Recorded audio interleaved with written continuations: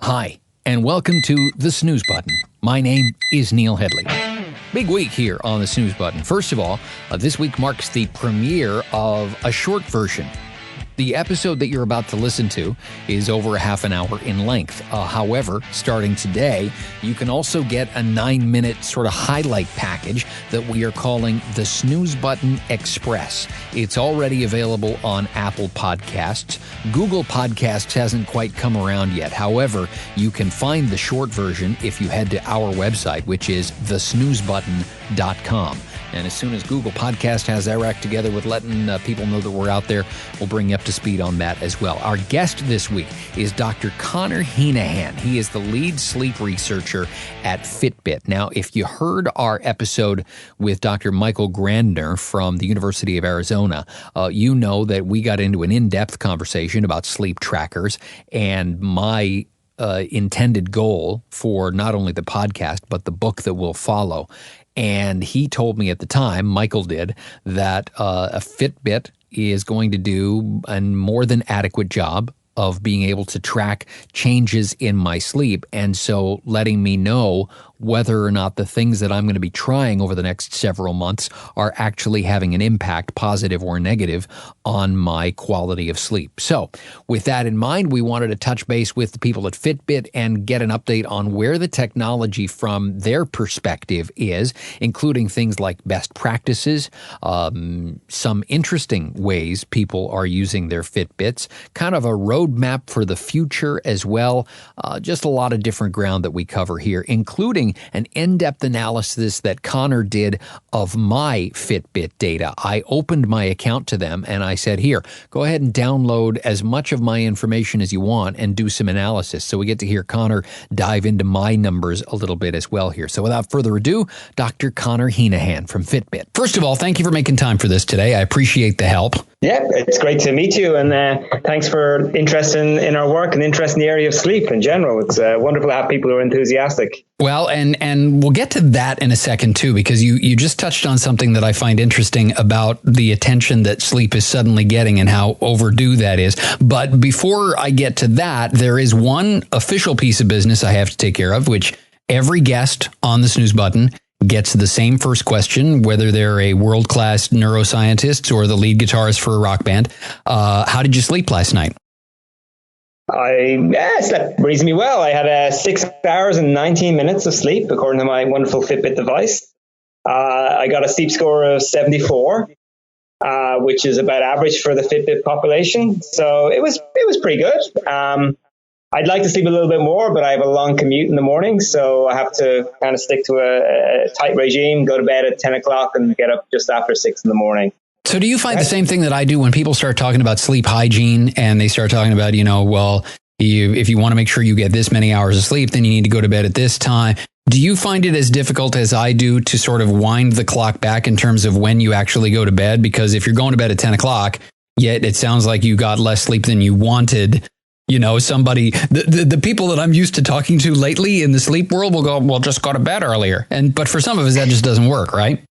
Yeah. So, I have worked hard to get to that I give myself like an 8-hour sleep opportunity window. A big change this year. My son started high school and that meant my wife had to go to bed earlier. So, this has actually got a little bit easier for me in the last 6 months. But yeah, you're right. Real life gets in the way. If your spouse, if their schedule has them going to bed at 11, you got to get to bed at 9:30. You have to figure it out, and it's always a bit of a compromise. But it definitely, for me, if I make the effort to really get to bed, wind down about 9:30 p.m., it has a big impact on the following day. So I've really worked hard at that the last 6 months, in particular. And also, it's rather sad, but caffeine and alcohol, which are great pleasures in life, I've also been, as I look at my own data more and more, particularly as I get a little bit older, realize that they have a big impact on my sleep. So I really have got very conscious about reducing, caffeine and alcohol. So more or less caffeine free, and sort of only would really have one drink maybe on a weekend night or on a weekend night. So it's those are real sleep stealers. So I've actually put a lot of work since getting into the sleep area about 15 years ago. I have actually put a lot of work into it. And I say particularly age is sometimes against us as in terms of our sleep habits. As a broadcaster for 40 years, I can't tell you how much I appreciate getting an answer from someone that sparks 11 more questions. So I've got 17 extra roads to go down here just because of all the things you just said. Let me try and backtrack in some sort of cognitive order here. Let's start with one of the very first things you said was that you were glad I was excited about sleep. And this is one of the things that I'm finding particularly interesting right now is that sleep seems to be getting a whole pile of attention lately. And it's attention that I think is overdue, whether it's from NBA players that are out there saying, if you don't get enough sleep pregame, it'll mess with your performance the next night, all those kinds of things. What do you think maybe is responsible for this sudden uptick in people's interest in sleep? Yeah, that's a really interesting question. For me, it's been about 15 years working in sleep. I think maybe it's tied in, I suppose. You brought up a sports analogy. People are looking for that extra 1% all the time, and often you might look to the sports industry as a place where kind of sets the tone for culture in general. And sleep is a critical performance, critical for performance, both physical and mental. So I could see that as being a place where sleep first came to attention. I see it also a lot in the corporate world. I think a lot of business leaders, particularly in the last 10 years, has switched from this model of, only sleep 4 hours a night and, squeeze everything in and be hyper. And I think there's been a lot of reflection sort of amongst business leaders as well around the importance of turning up at your best every morning and, coming in, hungover or feeling tired or having to caffeinate to stay awake. People can't realize that wasn't the way to go. So I think those are a couple of areas where I see sleep has kind of permeated into the kind of common culture. I think you see it a little bit more on TV shows. I used to work with a company that makes CPAP, which is the sleep apnea treatment, and I remember one of the shows. I think it's I can't quite remember. I think it's Molly and Jean. Maybe Alexa, you remember there's a comedy show that was on a few years ago? Is it Mike and Molly? Oh, sure, yeah.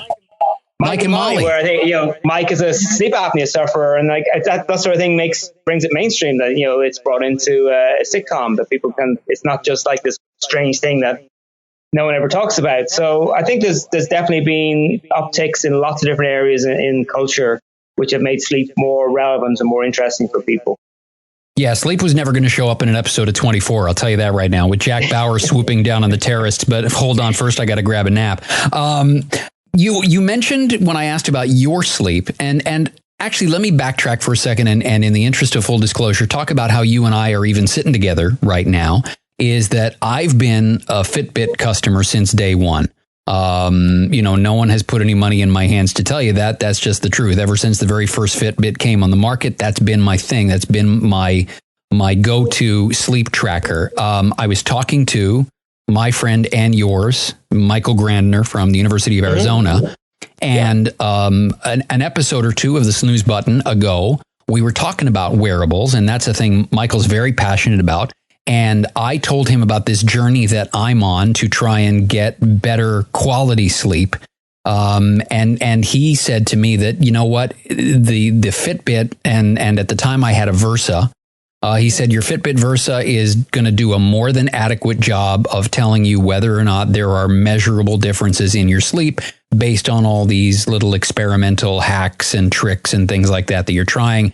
It'll be more than sufficient to let you know if those things are actually having an impact. So then he put me in touch with the friendly folks at Fitbit who said, yep, if you're going to do this thing and your Fitbit is going to be the benchmark by which you measure your success or lack thereof, you might as well have the latest and greatest. So here, let us send you a Versa 2, which I've been sitting wearing for about a week now. And so that's kind of how you and I got introduced, is because if I'm going to use my Versa 2 as the benchmark for the rest of the podcast and the book that will follow, I wanted to make sure I knew everything about it. So you invoked your sleep score, which as a brand long Fitbit user is a term that I had never heard before. Tell me about the sleep score, because that's a relatively new feature in Fitbits. What even is that?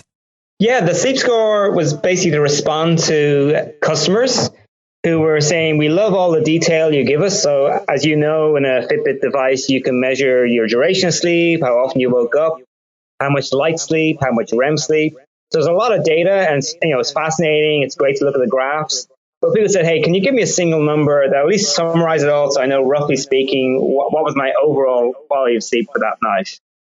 So that's what the concept of sleep score is. And it's a number between 0 and 100. And the way it's built up is we look at three major aspects of your sleep. So firstly, still the most important thing is how much did you actually sleep. So the total sleep time is 50% of your score, also combined with how often you woke up during that sleep. So our experience is that having a long sleep with minimum wake is a good thing, and that's generally accepted in the sleep community.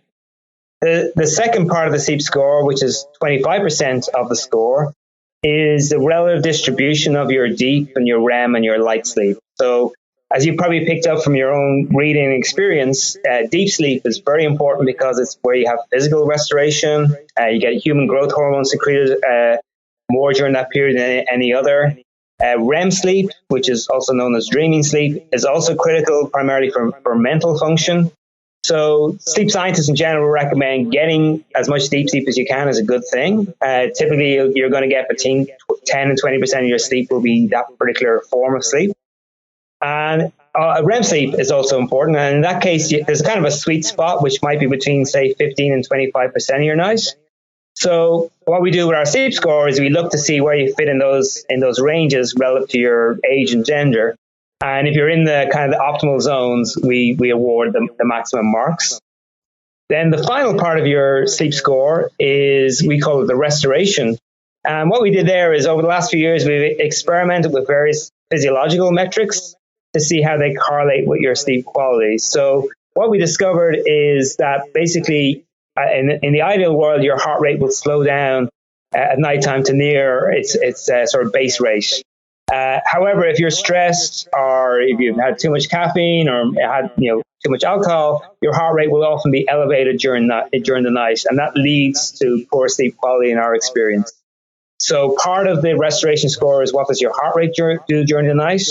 And then the second part of your restoration score is the amount of movement during the night. So if you move a lot during the night, it's typically giving you what are called autonomic arousals, which are basically, you're not quite getting into the deeper states of sleep. So we're looking for the large movements during sleep, combining that with your heart rate during sleep, and coming up with a restoration score. And taking all those together, you get the sleep score, which I say is a number between 0 and 100. And the typical Fitbit user is hovering around about 75. And that's kind of the way we pitched it. We don't want it to be an exam. We're not expecting people to get 100 every night. What we really want to do is to tell people, find your own pattern. If you're a person whose average is 70, that's fine. But then you can experiment yourself. So you can experiment to see, do I do better if I go to bed at the same time? Do I do better if I exercise in the evening? Do I do better if I exercise in the morning? So we want to give that tool to people to kind of play around with their own sleep quality.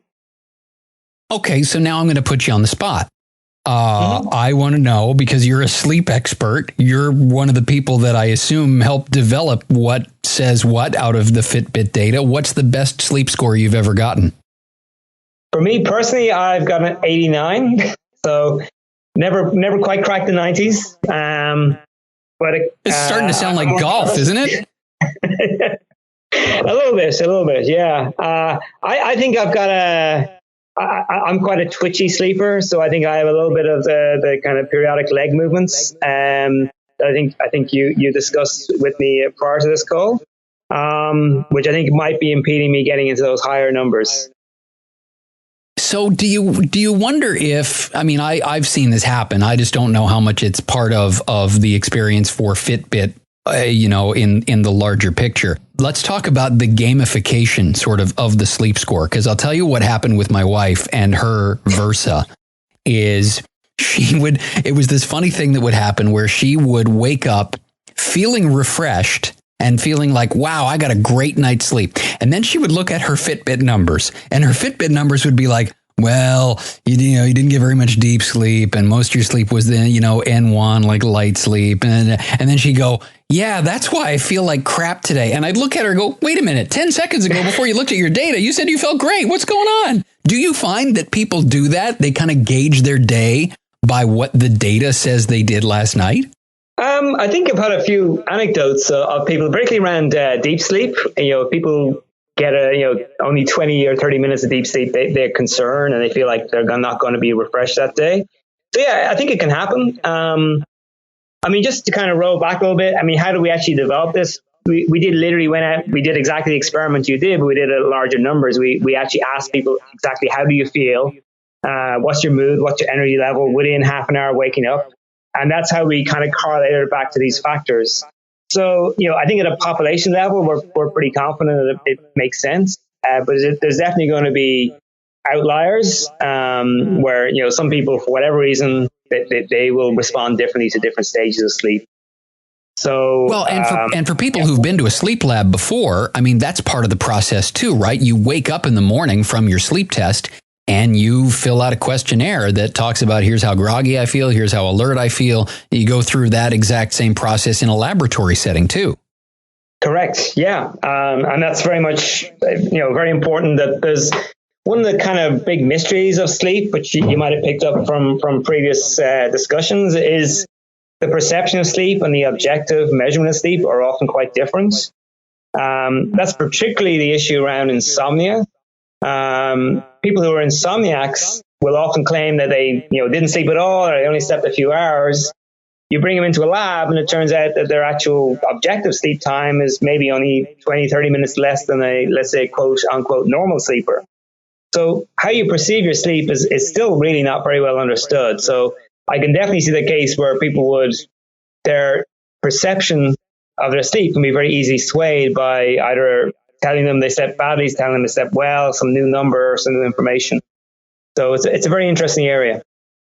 Is there any difference for people that you're aware of? Because, there are so many settings in a Fitbit. I look at settings like dominant wrist, non-dominant wrist, and then you start to read anecdotally about people who are using their Fitbit in different ways. I've seen stuff on, I think it was Reddit or something like that, like a Reddit group for Fitbit users, where there were people who figured that the best way to see their periodic limb movements or their restless leg or anything like that, there are people, and I'm sure you know about them, that wear their Fitbits on their ankle instead of on their wrist. Do you have any sort of input on best practices for wearing your Fitbit? The general guidelines we have are obviously using your wrist. There's the dominant versus non-dominant. There's a very, very small effect, which is kind of established before Fitbit ever started in this area, when people were using just motion to look at sleep, which is why we recommend to wear it on your non-dominant wrist, but it's a really marginal effect. If you wear it on your ankle, you will get a totally different view of your sleep. I actually personally haven't tried the ankle wearing. I imagine that the heart rate signal we get at the ankle is not going to be so great. It's not an easy place to measure, but you will definitely pick up a lot more of the movements that a person with periodic limb movements would have. So it'd be quite interesting to dig into that a bit more. It's not something I've personally done. And the interesting thing for me, and I'm fascinated by the technology, that you're able to pick up as much information as you are through something that basically is picking up, signals off of the skin on my arm. I'm imagining a scenario where if Fitbit wanted to get any deeper into the sleep world and make these numbers any more authoritative than they already were, there'd have to be like an attachment for a Fitbit where you stick stuff to your head that then plugs into your Fit. There's no plan like that down the road for Fitbit, is there? There's not going to be a version that comes with electrodes and things, is there? I haven't seen the electrode plan, I must confess. You are right. Certainly, ultimately, the brain is kind of, I suppose, the gold standard as much as there is of whether a person's asleep or not.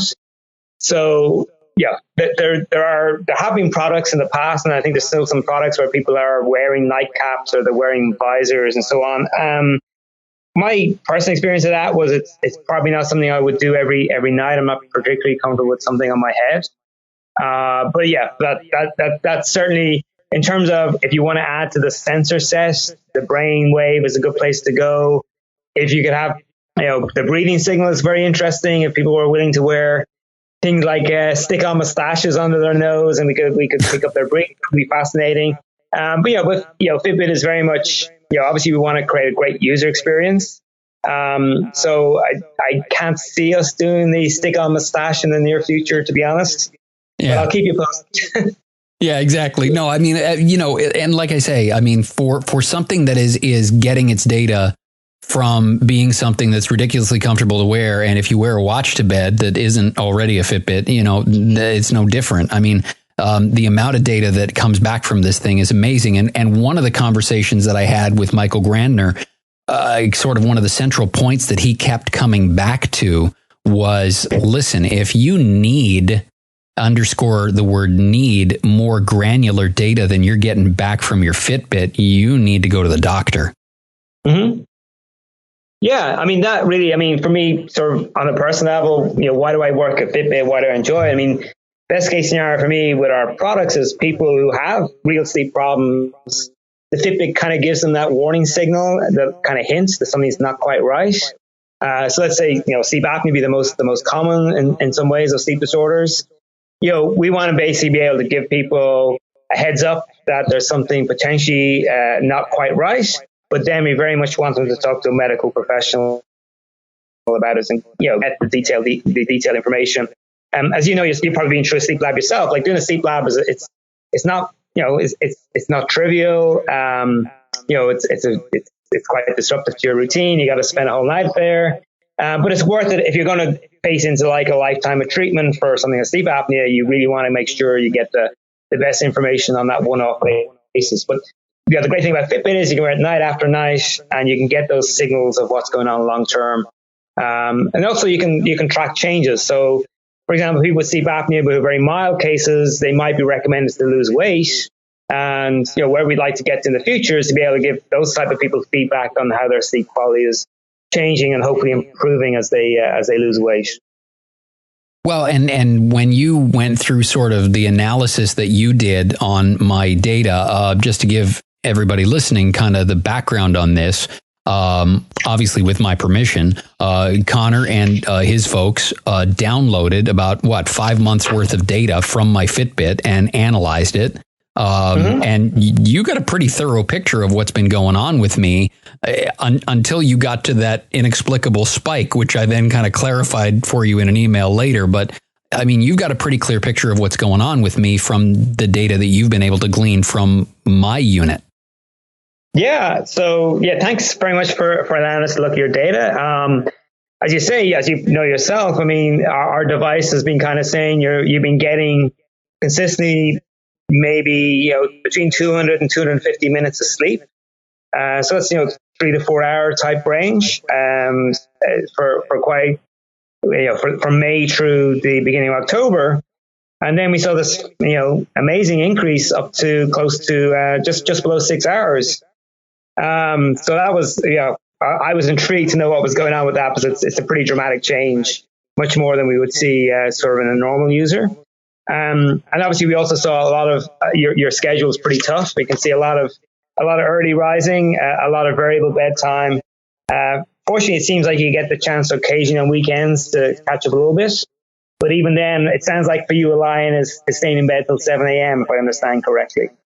Oh, big time. If I've thrown caution to the wind and I'm living like a sloth, then I'm getting out of bed at 7. Okay. So I don't know. I mean, maybe do you want to talk a little more about the increase that you saw? What kind of things were going on that led to that good increase? Well, yeah. So the increase that you spotted was in, and the graph that you had on the very first page of the stuff that you sent back to me. It's interesting because there's one line that all of a sudden spikes while the others basically stayed the same. The one that spikes is a total sleep time. And I was able to trace that back to the day that I started treatment for both my periodic limb movements and my restless leg syndrome, taking Mirapex. And the spike in my sleep happened the very first night, because that very first night I stopped thrashing around all night, and I had this They call it, for those who are listening who don't know all the terms, they call it the periodic limb movement index. And for me, that number was at 82, which meant that 82 times an hour I kick in my sleep. Then I start the medication, and that is gone away. And as far as my Fitbit is concerned, that's 2 or 3 extra hours of sleep every night that I'm getting. But the fun part was I looked at the graph that you prepared, and my REM sleep and my deep sleep, even though I was supposedly getting 3 extra hours of sleep, those didn't budge. I'm getting just as much deep sleep as I was before I started the medication. Right. Yeah. I mean, I'd be a little bit more off. I do think you're getting a little tick up on your deep sleep and your REM, but you're right. It's still only down at the sort of 50-minute mark. And it'd be nice to be able to get that a little bit higher, hopefully with a bit of time as the treatment settles in. And yeah, I think you shared that number with me. I mean, I don't know what your doctor told you, but my understanding is more than 50 times an hour is considered severe. So that's quite a tough situation you had to deal with. I'd say, I can understand it would be hugely disruptive to your sleep. I don't know what your doctor told you, but I imagine you said, wow, how have you been living with that for so long might be the first thing that would come to mind. It really is, it's very frustrating, I imagine. I don't know in terms of when you did your sleep study, if they saw that your deep sleep was very low. 1%. Periodic leg movements, as I say, they give you these autonomic arousals. So you're really not getting to the deeper stage of sleep as effectively as other people might be. Yeah, according to my first sleep study, I haven't gotten the results back from the second one yet. It was just the other night. But according to my first sleep study, I got 1% in what they call N3 or deep sleep. Right. Which when my sleep doctor, Mark Boulis at Sunnybrook in Toronto, saw that number, he just kind of said, we need to work on that one. We need to get that up a little bit because for somebody my age and my gender, according to his website that he and his team built, which is at psgnorms.com, it's a statistical analysis they did of basically everybody that's ever gone to a sleep lab. And here's what they do on their first night, and here's what they do on their second night, all figured out by age and gender. I'm supposed to be somewhere around 19.3% in N3 sleep. If I'm a 52-year-old man, according to what is quote unquote normal for the first night in a sleep lab, you're supposed to be at 19.3%. I'm at 1. So yeah, a little work to do. Wow. Yeah. Wow. Well, yeah. Great luck. Good luck with that. It's I'm really glad they got to the bottom of it. It sounds like that particular medication is having a good effect for you. Well, and I'm grateful for, all of the help that even though you weren't directly involved right out of the gate, Fitbit is the reason that I decided to look at this in the first place, because I was looking at the data that was coming back and I was reading all the alarmist studies that talk about dementia and cognitive decline and all these sorts of things. And when I was looking at what my Fitbit said I was getting, I thought, okay, I got to start working on this because I have a 15-month-old and I'd like to be around to pick her up from high school and all those sorts of things. So this is what led me down this road. And hopefully it's exactly what it does for a bunch of other people. I'm really sensitive to your time. And I'm incredibly grateful for you being able to have some time to spend not only going through my stuff, but kind of helping people get a better understanding of the role that Fitbit can play in helping them figure out whether or not, this is something they need to investigate more. So really appreciate the time. Thank you. Oh, thank you so much for your interest. Appreciate it. And great fun to talk to you. There you go, Dr. Conor Heneghan, the lead sleep researcher at Fitbit. All his info is waiting for you on our show notes and back on our website as well at thesnoozebutton.com/podcast. That's where you can also find what basically we're going to describe as the highlight package. We call it the Snooze Button Express. It's an entirely separate podcast that you can also subscribe to. Send a link to a friend who might benefit from some quality sleep information and, conversations with the leaders in the sleep world, both researchers and people putting products out there and the neuroscientists behind all of this as well. Follow us on the socials, and our handle on both Facebook and Twitter, actually on Instagram as well, is Get Your Snooze On. So you can find us on social media in those locations as well. Twitter is interesting because we mostly tweet out a lot of interesting links to sleep-related articles that are out there, including one that we just found from the National Institutes of Health that links poor sleep quality in middle age with dementia. Yes, it's yet another study that links those things together, and it's part of the reason why I took on this whole project to begin with. A new episode for both Express and the regular snooze button coming on Monday. That one's going to be interesting. We'll tell you more about it as we get closer to it. But in the meantime, see you next Monday. My name's Neil Headley. Get some sleep, would you?